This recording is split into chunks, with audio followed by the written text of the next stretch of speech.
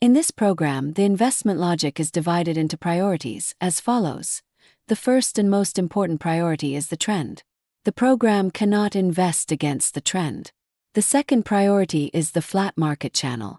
If the transaction reaches a high within it, the program will stop investing. The third priority is the stop loss. If prices cause excessive losses against the trading direction, the program will join that direction. The fourth priority is the stochastic oscillator, which suspends short-term selling or buying compared to trend indicators such as the MACD.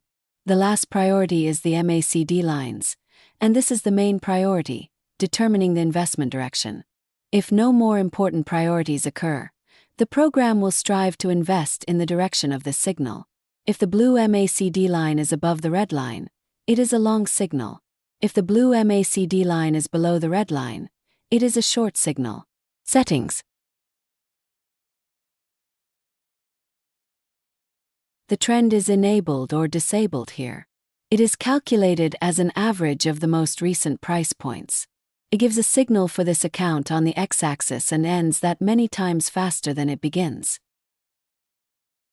The flat market channel is set here. It will allow for that many trades within itself. Stop loss and trailing stop loss are set here. MACD is turned on and off here. The distance between the signal lines sufficient to generate a signal is set here. The averaging of these lines is turned on here and set here. The stochastic oscillator is turned on here. It is set here. And here are the overbought and oversold lines. Desired settings.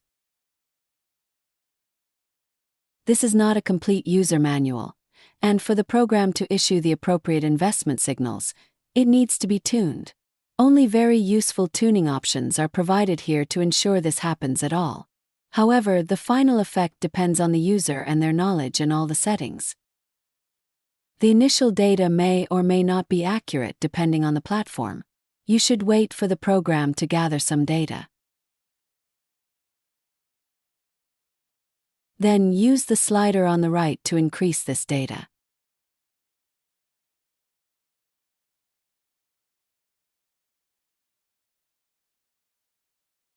At this point you can begin tuning. The first thing you need to set is the distance between the MACD lines. Here is the current distance and here is the minimum distance. The program will not invest if the current distance is less than the minimum. Next, you need to set an angle sufficient for a trend. Here is the current angle, and here you set the minimum absolute value of the angle sufficient to recognize a trend. Here you set how quickly, relative to the recognition, such a trend will be disregarded. You should also set a flat market channel so that investing too frequently doesn't expose you to high percentages from multiple transactions. And how many of these transactions should be in the channel? To prevent the program from investing too frequently, you should either average the MACD or set it to higher values. The latter option is preferable. You may also want to eliminate the stop loss or set it to a safe value, as this disrupts the investment logic, but be warned. This is dangerous and could lead to the loss of funds.